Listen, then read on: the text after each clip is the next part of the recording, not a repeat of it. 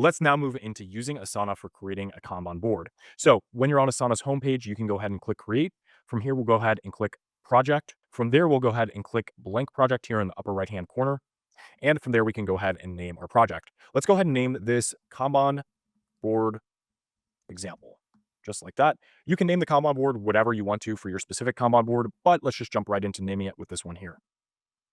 Here we can choose our different views for a project. In this case, I'm not going to choose any other view besides a list view, overview, board view, and that's it. Now keep in mind, the board view is the actual board view that we're going to be seeing. So while we can browse between an overview and a list view for the project that we're creating here, we're mainly going to be working within the board view. Asana allows you to jump between different views, so you don't necessarily have to just stick to one view, but because we're going to construct the project to fit a Kanban board style, we wouldn't really benefit from using the other types of views, mainly overview, list in the board view or the Kanban board view. So let's go ahead and click create project here.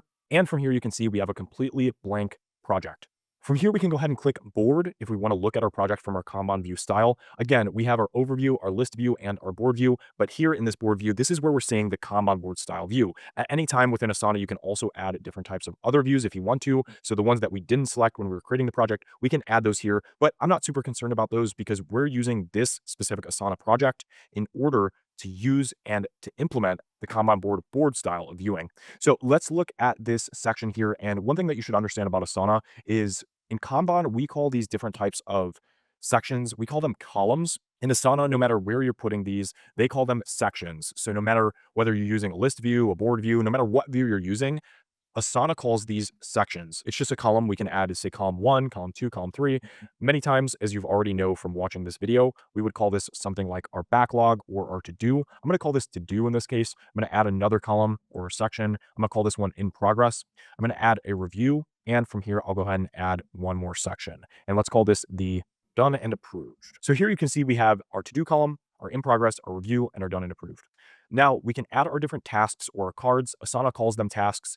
In Kanban, we call them cards. It doesn't really matter what you call them. Just make sure that no matter what name you're using, that you're keeping it consistent. So for example, you could call these sections, you could call them columns, whatever type of terminology you use, just keep things consistent. Same thing with tasks. If you call them tasks, just keep referring to them as tasks. If you call them cards, just keep referring to them as cards. So let's go ahead and assume, very similar to the way that we did our physical Kanban board video, we're going to assume that this Kanban board is for a group of people that are writing a book. So we're talking about, in this case, a project for writing, let's just say, a fantasy novel or a fantasy book. So in this case, we're going to have a few different tasks. The first one is going to be writing chapter 1 through 5 of book. We'll create another task called writing chapter 6 through 10 of book. And we'll have our final writing task be write the about author of book. For design tasks, here's what we're going to add. We're going to go ahead and add our design tasks. So design book cover, design, call it graphics. Let's call it design graphics for chapters 1 through 5 book. And I'll copy that, paste it, change this to 6 through 10. And then finally, we might have a couple of other tasks, just basic admin tasks for writing a book. For example, when you write a book, many times you have to register your book and get a unique identifier for it, also known as ISBN. Let's go ahead and add that. So we'll add a task here called register ISBN for book. Boom, just like that. And we'll also add copywriting. In this case, whenever you create a book or publish a book, you also want to copyright your work. That way you can maintain ownership of it and just ensure that no one's going to steal that from you. After we've created our tasks here, we can now start assigning them out. From here, we can go ahead and click this little button here and assign these tasks through here. So let's assume that we have these 3 people working on this book. So in this case, we might have someone working on chapter 1 through 5, someone working on chapter 6 through 10, and someone working on the writing about the author of the book. Actually, we're going to change these tasks. So this person here is going to be the writer. So they're going to handle all of the writing tasks, and the designing tasks are going to go to this person here. And the registration or the admin part of the book is going to go to this person. From here, we can assign out due dates. So very similar to Trello, we can assign out due dates. So for example, write chapter 1 through 5, we might assign a start date for that for November 10th and add a due date for that of November 14th. Additionally, we can go here and we can add a start date, same thing. We're going to add this for the week after chapter 1 through 5, so 17th through the 21st. And write about the author, we'll make that due today. For design the book cover, we'll make that due for tomorrow, which is the 7th, Friday. For design graphics, we're going to try and correlate that with, let's just say that we're going to make those at the same time as the writer is writing out the actual chapters. That way we can kind of coordinate with them and see exactly what they need and clarify as needed and as things come up. So in this case, we're going to work on the graphics for chapters 1 through 5 first, since that makes more logical sense.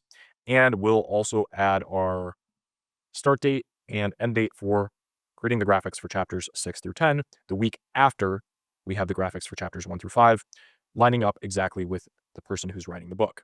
From here, we can go ahead and add really any date for the more admin tasks here. I'm just going to click register for ISBN for Friday. And now we can go ahead and start moving tasks around in this book writing Kanban board. I'm actually going to go ahead and change the title of this Kanban board to book authoring Kanban board.